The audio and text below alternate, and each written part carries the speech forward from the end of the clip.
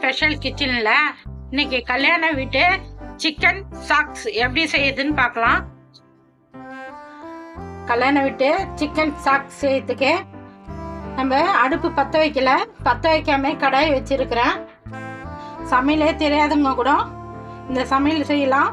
சூப்பராக ஈஸியான சமையல். நான் எப்படி செய்கிறேன்னு பாருங்கள். ஒரு 100 மில்லி சமையல் எண்ணெய் ஊற்றிக்கிறேன்.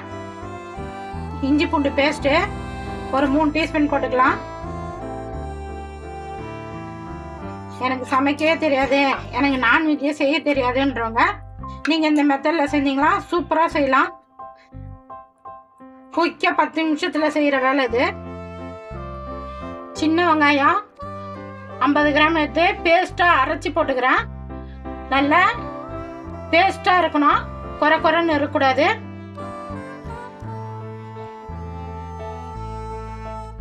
இப்போ நம்ம மசாலா பவுடர்லாம் நம்ம சேர்த்துடலாம். நான் இன்னும் அடுப்பு பற்ற வைக்கல. அடுப்பு பற்ற வைக்காமல் நம்ம எல்லாத்தையும் சேர்த்துட்டு தான் நம்ம அடுப்பு பற்ற வைக்க போகிறோம். கரம் மசாலா பவுட்ரு 1 டீஸ்பூனு, சோம்பு பவுட்ரு 1 டீஸ்பூனு, ஜீரக பவுட்ரு 1 டீஸ்பூனு, மிளகு பவுட்ரு 1 டீஸ்பூனு. நம்ம சில்லி பவுட்ரு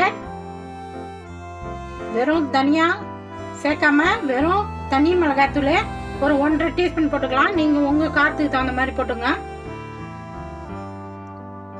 ஏன்னா ஏற்கனவே நம்ம மிளகு பவுட்ரு சேர்த்துக்கிறோம், காரம் இருக்கும்.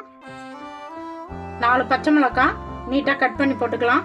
தக்காளி 150 கிராம், தக்காளி 1 கிலோ சிக்கனுக்கு 150 கிராம் தக்காளி கட் பண்ணி போடுறேன். ஒரு கைப்பிடி கருவேப்பிலை போட்டுக்கலாம். ஒரு கைப்பிடி கொத்தமல்லி தழை போட்டுக்கலாம். கொத்தமல்லி தழைலாம் எண்ணெயில் வதங்க மாட்டேன், நல்லா சூப்பராக டேஸ்ட்டாக வாசனையாக இருக்கும். இது வரைக்கும் நம்ம அடுப்பு பற்ற வைக்கல. இப்போ நம்ம அடுப்பு பற்ற வச்சுக்கலாம்.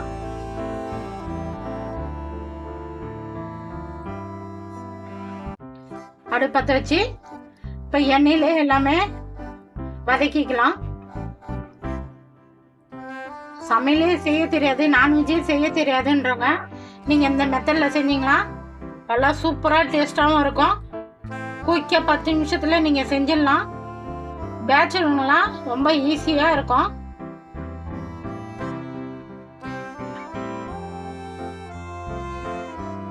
நல்லா வதங்கட்டும். 1 கிலோ சிக்கனுக்கு நான் சின்ன லெமன் எடுத்து ஜூஸ் போட்டுக்கிறேன். லெமன் வேணான்றவங்க ஒரு 50 கிராம் தயிர், கட்டி தயிர் போட்டுக்கலாம். நம்ம புளிப்புக்காக தான் போடுறோம்.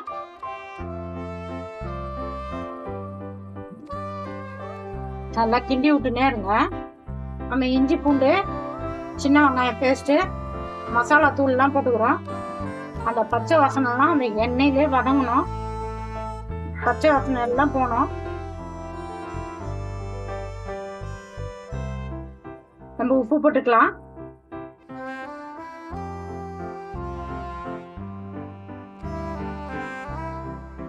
பச்சை வாசனைலாம் போகிறதுக்காக நம்ம ஒரு 200 மில்லி தண்ணி ஊற்றிக்கலாம். நிறைய தண்ணி ஊற்றக்கூடாது, ஒரு 200 மில்லி தண்ணி ஊற்றிக்கலாம். பச்சை வாசனைலாம் போயிட்டு தண்ணி நம்ம ஊற்றின தண்ணி எல்லாம் சுண்டி எண்ணெய் பிரிஞ்சு வரணும். அந்த டைமில் தான் நம்ம சிக்கன் போடணும். இப்போ நம்ம எல்லா மசாலாவும் சேர்த்தாச்சு, சிக்கன் மட்டும்தான் சேர்க்கல. இது ஒரு 2 நிமிஷம் நல்லா தண்ணி சுண்டி எண்ணெய் பிரிஞ்சு வரட்டும். கிண்டி விட்டுனே இருங்க, அடி பிடிக்காம.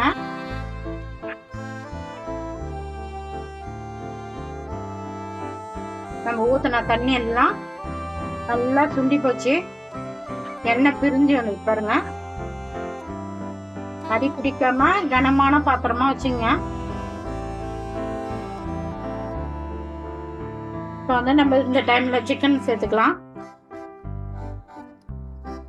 நான் 1 கிலோ சிக்கன் எடுத்து மஞ்சள் தூள் போட்டு வாஷ் பண்ணி வச்சுக்கிறேன். இப்போ நம்ம சிக்கன் போட்டுக்கலாம். தண்ணி இல்லாமல் போடணும் சிக்கனு.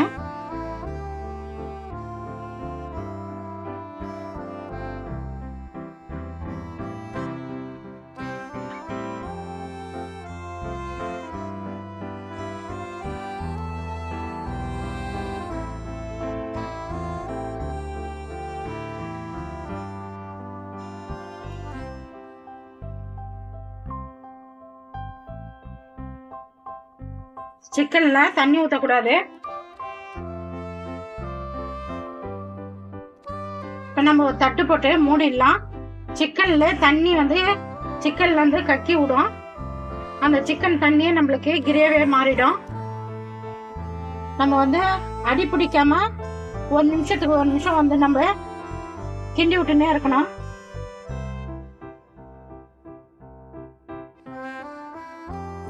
நம்ம தாளிச்சு விட்டு போனோம். நல்லா சிக்கன் சூப்பரா வந்துச்சு பாருங்க. நம்ம 5 நிமிஷம் எல்லாம் வதக்கணும். எண்ணெய் ஊற்றி 10 நிமிஷம் சிக்கன் வந்தது. மொத்தம் இந்த சிக்கன் சாப்பிட்டு செய்யறதுக்கு மொத்தம் 5 நிமிஷம் தான் ஆச்சு. குயிக்கா செஞ்சாச்சு. நம்ம நல்லா சிக்கன் வந்து நல்லா பூ மாதிரி வெந்து போச்சு.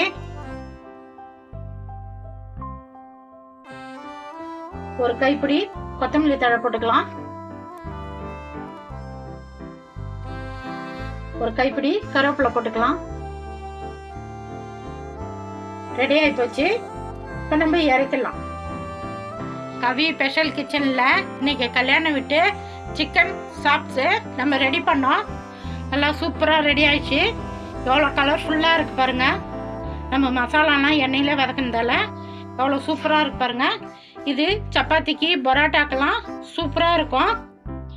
சுட சுட ஒயிட் சாதத்தில் போட்டு சாப்பிட்டா சும்மா சூப்பராக இருக்கும். நான்வெஜ்ஜே செய்ய தெரியாதுங்க, இந்த மெத்தடில் நீங்கள் செஞ்சீங்களா சூப்பராக செய்யலாம்.